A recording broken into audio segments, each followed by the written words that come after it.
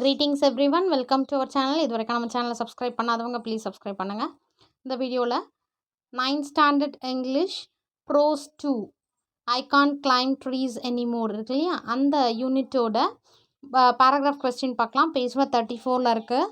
Based on the story and your own ideas, write your answers in about 80 to 100 words each. First one, imagine yourself as the writer. Narrate the story of your visit to your ancestral house.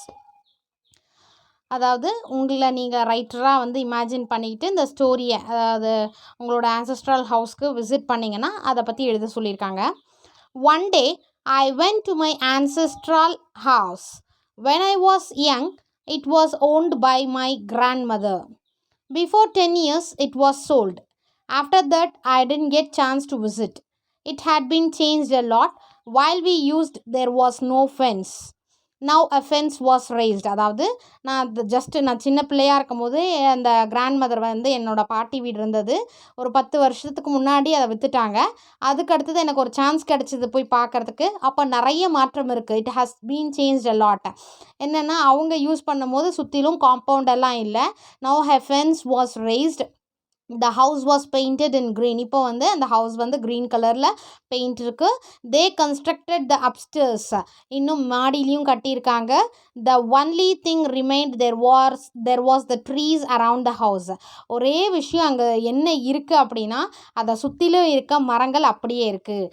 The neem tree, coconut tree and the teak tree were there itself. அதாவது neem tree, coconut tree, அதாவது வேப்ப மரம், அடுத்து coconut tree, டீக் tree, அந்த தேக்கு மரம்னு சொல்லுவாங்க இல்லையா, அது எல்லாமே வேர் தேர் இட் செல்ஃப், அங்கேயே இருக்குது. I was happy. It looked as if I found my old friends. So அதை பார்த்த உடனே எனக்கு ரொம்ப சந்தோஷமாக இருந்தது. ஏன்னா வந்து என்னோட பழைய நண்பர்களை பார்த்த மாதிரி ஒரு ஃபீல் இருந்தது. சரிங்களா. அடுத்தது second question. The man who came to the house gave the cross as a gift to the girl. Why did he do this? What do you think would have happened if he had taken back the cross with him? So அந்த who came அவங்க வீட்டுக்கு வந்தாங்க இல்லையா, அப்போ வந்து அந்த கேர்ளுக்கு அந்த க்ராஸை கிஃப்டாக கொடுத்தாங்க. ஏன் வந்து அப்படி பண்ணார்? ஸோ என்ன இருக்கும்? What to you think would have happened if he had taken back the cross with him? அவரே எடுத்துகிட்டு போயிருந்தா என்ன நடந்திருக்கும் அப்படின்ற மாதிரி. The man who came to the house gave the cross as a gift to the girl. Because the girl was kindful, while the author was watching the house, the girl invited him to come inside the house. They walked inside the garden. So என்ன ஆச்சுன்னா அந்த gift cross, அப்படி அந்த க்ராஸை வந்து கிஃப்டாக அந்த பொண்ணுக்கு கொடுத்ததுக்கு காரணம் என்னென்னா அந்த கேர்ள் வந்து ரொம்ப பணிவான, வெரி கைண்ட். அதுக்கடுத்தது அந்த ஆத்தரோட வந்து சுற்றி அந்த வீட்டையும் பார்த்துக்கிட்டு இருக்காங்க. அந்த கேர்ள் தான் வந்து ஆத்தரை வந்து வாங்க வீட்டுக்கு வாங்க, ஐ மீன் வீட்டுக்குள்ளே வரும்போது ஒரு இன்வைட் பண்ணது. அதுக்கடுத்து கார்டனுக்கு போனாங்க. தே டாக்ட் அபவுட் த ட்ரீஸை பற்றிலாம் பேசினாங்க. So he liked her and gave her the cross. So அவருக்கு வந்து ஒரு ஃப்ரெண்ட்லி இதாக இருந்தது. ஓகே, அந்த பொண்ணை பிடிச்சிருந்தது. அதனால் ஓகே நீங்கள் வச்சுக்கோங்க க்ராஸ்ன்ற மாதிரி. Instead of that, if he hadn't given the cross to her, he might have been ambitious. The cross was the symbol of his youth. It was lost forever. It was a memory. If he had that cross with him, he would always long for the youth. So என்னென்னா அவர் வந்து அந்த க்ராஸை வந்து symbol of யூத்தாக வந்து வச்சுருந்தார். அதை கண்டிப்பாக எப்போவுமே it was last for ever, அதை வந்து கண்டிப்பாக வந்து கிடச்சிருக்காது. ஏன்னா அந்த பொண்ணு எடுத்து கொடுத்ததுனால தானே கிடச்சது. அதே மாதிரி அது ஒரு மெமரியாக இருந்திருக்கும். அதுக்கு அடுத்தது அந்த க்ராஸை வந்து அவரை வந்து பார்த்தே இருக்க முடியாது. Long for youth. Then third, see what are the benefits of growing and preserving trees. Use idea from what you have read so far and your own ideas. There are many benefits in growing and preserving trees. The trees give oxygen to breathe, fruits to eat, and shade to take rest. Each and every parts of the trees are useful. They are the landmark of the house. The children like to play in the trees. They are their secret place to hide. Moreover, they are their true friends.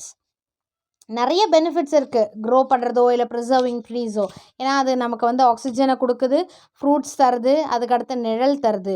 So ஒரு parts of ட்ரீஸும் நமக்கு useful தான். Even அந்த ஹவுஸோட லேண்ட்மார்க்குன்னு கூட சொல்லலாம். அந்த மாமரம் இருக்குது பார்த்தீங்களா, அங்கே தான் அவங்க வீடு, அந்த மாதிரி ஒரு லேண்ட்மார்க் பண்ணி சொல்லுவாங்க பார்த்தீங்களா. ஸோ அந்த மாதிரி லேண்ட்மார்க்காகவும் இருக்குது. இந்த சில்ட்ரன் லைக் டு ப்ளே இந்த ட்ரீஸ் இருந்தாலே பசங்க வந்து அது கீழே அந்த நிழலில் விளையாடணும்னு ஆசைப்படுவாங்க இல்லையா, அவங்களோட சீக்ரெட் பிளேஸும் கூட ஏதாவது மறைச்சி வைக்க ஹைட் பண்ணுறதுக்கு. மோரோவர் அவங்களுடைய ட்ரீன்றது அவங்களுடைய இந்த குழந்தைங்களுடைய ட்ரூ ஃப்ரெண்ட்ஸுன்னு சொல்லலாம். ஸோ காமன் பேராகிராஃப் பார்த்தீங்கன்னா, I can climb trees anymore. Author வந்து Ruskin Bond. Genre autobiography. Then theme வந்து recollecting childhood memories. A man comes in search of his old house. So ஒருத்தவங்க வந்தாங்க, இது வந்து காமன் பேராகிராஃப். அவங்க வந்து தன்னுடைய பழைய வீடை தேடி வந்தாங்க. There he lived for 3 years but it is a memorable one. அங்கே வந்து பார்த்திங்கன்னா 3 வருஷம்தான் அவர் வாழ்ந்தாராம், பட் இருந்தாலும் அது தன்னோட மெமரபிள் ஒன்னாக இருந்தது. வைல் வாட்சிங் the house a young girl of that house comes there. So அந்த வீடை பார்த்துக்கிட்டே இருக்கும்போது ஒரு சின்ன குழந்தை வந்து அங்கே வந்தாலாம். She is the daughter of a colonel. So அவங்க யாருன்னா அந்த கர்னலோட டாட்டர், அவங்க பொண்ணு. With her help he visits the garden.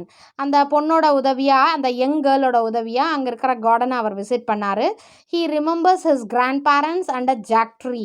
So தன்னுடைய தாத்தா பாட்டி, அடுத்து ஜாக் ஃப்ரூட் ட்ரீ, இதெல்லாம் வந்து அவர் ஞாபகம் வச்சு ரீகால் பண்ணிக்கிட்டு இருக்காரு. He used to keep his valuable things in the jack tree. So தன்னுடைய விலை மதிப்பு அந்த வேல்யூபிள் திங்ஸை வந்து அந்த ஜாக் ஃப்ரூட் ட்ரீயில் தான் அவர் வைப்பார். He searches for an old rusty metal cross. So அங்கே என்ன பண்ணார்னா, அவர் வந்து ஒரு பழைய அதாவது அந்த ஜாக் ஃப்ரூட் ட்ரீயில் அவர் ஒளிச்சு வச்சுருந்த ஓல்ட் ரஸ்டினா துருப்பிடிச்சிடுச்சு, ஓகேவா, ஒரு மெட்டல் கிராஸாக அவர் தேடுறாரு. That girl finds it for him. So அந்த யங் கேர்ள் என்னாச்சு, அவர் தேடுறத வந்து அந்த பொண்ணு வந்து கண்டுபிடிச்சி கொடுத்துட்டாங்க. He returns it to her and goes out of the house with a heavy heart. So அதை வந்து அந்த பொண்ணுக்கே, அந்த யங் கேர்ள்கே வந்து கொடுத்துட்டார், ஒரு கிஃப்டாக கொடுத்துட்டாருந்தாங்க அப்படின்னு சொல்லிட்டு ஒரு கிஃப்டாக வச்சுக்க சொல்லி அந்த வீட்டில் வந்து ஒரு முழு மனசோட, நிறைந்த மனசோட அவர் வந்து வெளியே போனார். He misses his youth. So அவர் மிஸ் பண்ணது என்னென்னா, அவருடைய அந்த ஓல்டு, அதாவது சைல்ட்ஹுட் மெமரிஸை அவர் மிஸ் பண்ணுறாரு. அதை வந்து அப்படியே மிஸ் பண்ண மாதிரி வெளியில் போகிறாரு. இது காமன் பேராகிராஃப். இதே ஸ்லோ லேர்னர்ஸ்க்கு சம் பாயிண்ட்ஸ் மாதிரி பார்த்தீங்கன்னா, an old man watches his old house. A girl of that house allows him in. She is the daughter of a colonel, the owner. He remembers his grandparents. He finds a rusty cross in the jack tree, returns it to her. He goes out with heavy heart. சரிங்களா? So common பேராகிராஃபை கூட நீங்கள் இந்த மாதிரி points மாதிரி போட்டு எழுதினாலும் நல்லா தான் இருக்கும். சரிங்களா? Wish you all the best. நல்லா ப்ரிப்பேர் பண்ணுங்கள். Thank you for your support. Thanks for வாட்சிங்.